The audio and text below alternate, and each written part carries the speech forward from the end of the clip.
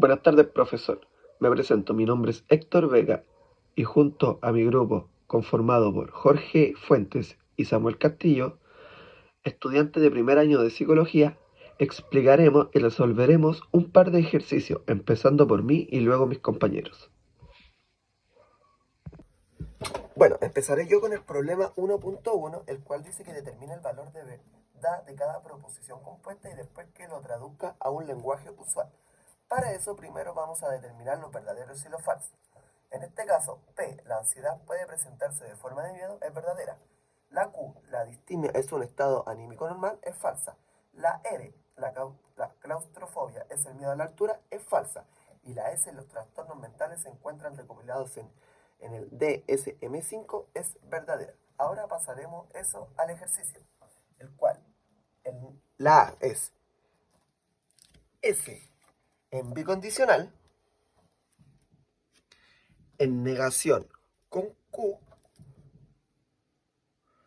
y la conjunción en R. Ahora eso lo pasamos a verdaderos y falsos, lo cual queda en verdadero en bicondicional, en negación con falso, en conjunción con falso.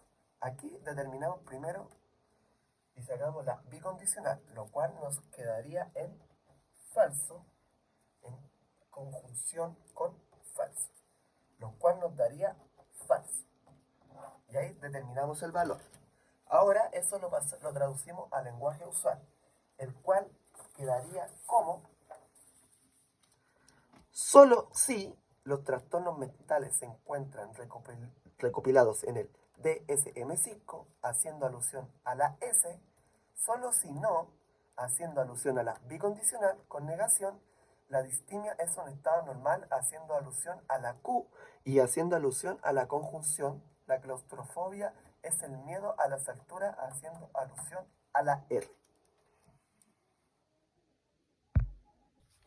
Ahora pasaremos al ejercicio B, el cual dice que P en disyunción y en negación con Q y la condicional en negación con R.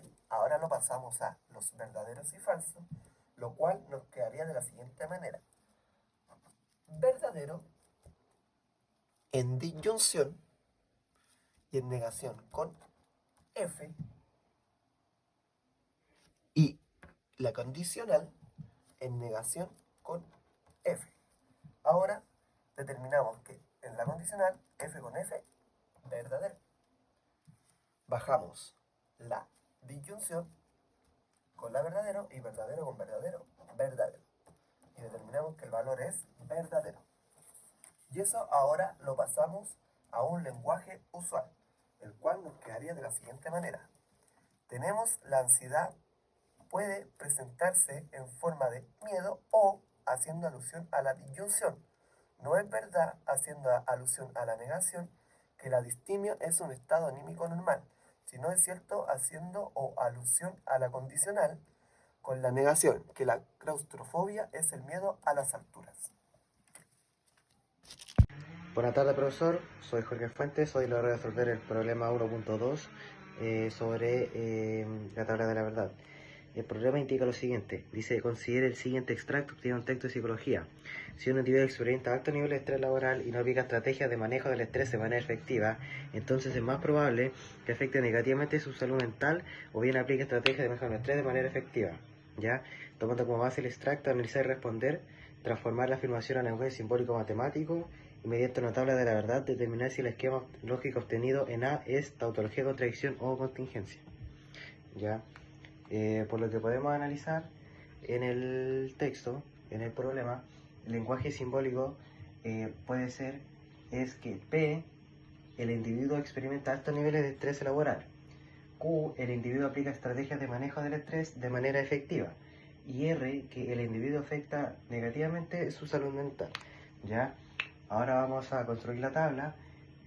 Al ser tres preposiciones, sería 2 elevado al número de letras que hay, que en este caso serían 3, P, Q y R, por lo cual sería una tabla de 8.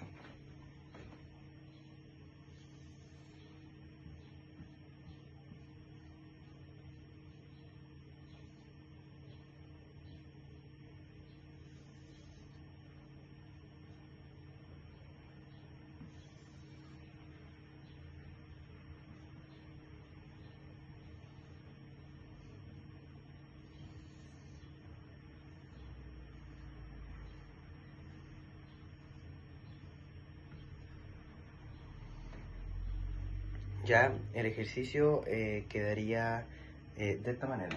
PQR quedaría P conjunción QR.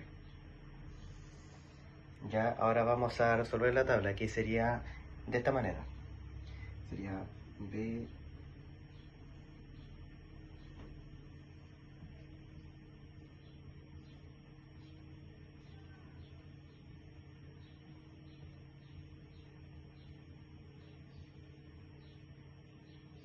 ya, de esta manera tendríamos la primera parte del ejercicio resuelta, ya. Ahora vamos por la última parte, que sería R y resolver esto.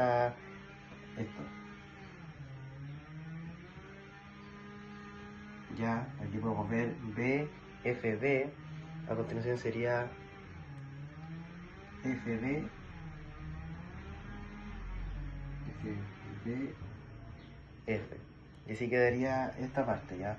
La última parte quedaría de la siguiente manera, ¿ya? Quedaría BF, ya, BF, BF, BF, que sería básicamente lo contrario, casi, ¿ok? BF, BF, BF, B, B. Así quedaría resuelto el ejercicio, y el ejercicio vendría siendo una tautología.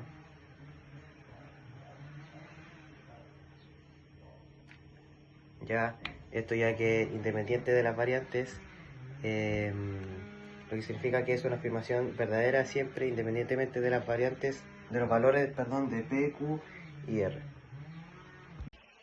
Buenas tardes, profesor. Soy Jorge Fuentes. Mi grupo está conformado por Samuel Castillo y Héctor Vega. Hoy les voy a resolver el ejercicio sobre teoría de conjuntos, específicamente el problema 2.1, que dice lo siguiente.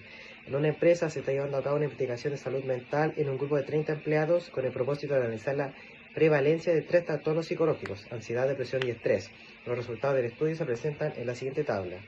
Ya, según esta tabla hay que responder las siguientes preguntas. La primera dice lo siguiente: expresar los siguientes conjuntos por extensión y obtenga su cardinalidad. Lo que nos indica que A es un empleado hombre y tiene ansiedad o depresión. Ya, analizando la tabla, podemos observar que los siguientes empleados cumplen con ese requisito.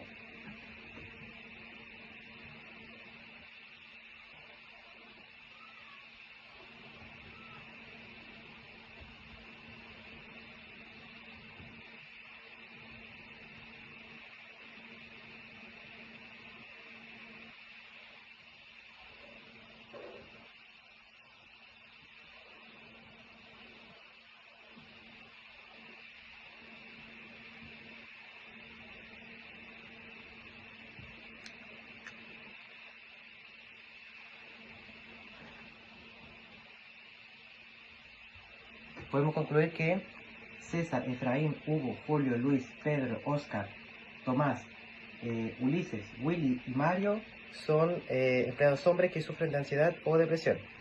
La B indica lo siguiente. Nos indica que X es una empleada mujer y tiene depresión, pero no estrés.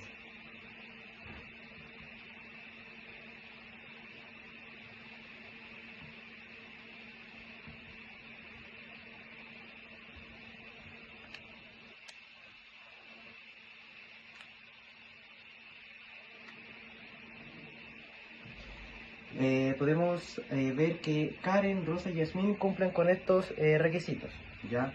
Ahora, el último ejercicio nos indica que X es un empleado cuyo nombre comienza con vocal o no tiene los trastornos, por lo cual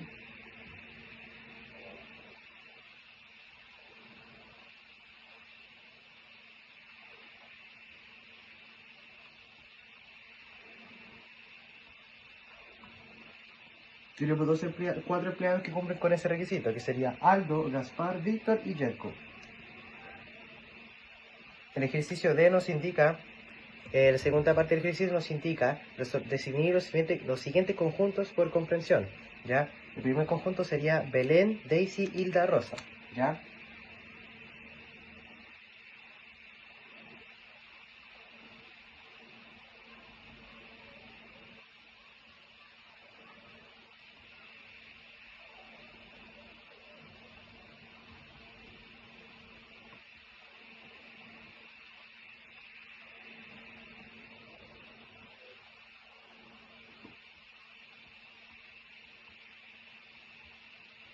Por lo cual, el ejercicio D nos indica que Belén, Daisy, Hilda y Rosa son empleadas mujeres que sufren ansiedad o depresión, ¿ya? El último ejercicio nos indica que César, Hugo, Julio, Luis, Pedro, Tomás, Ulises y Willy, ¿ya? Según analizando la tabla, con cuidado, cuidadosamente, nos indica que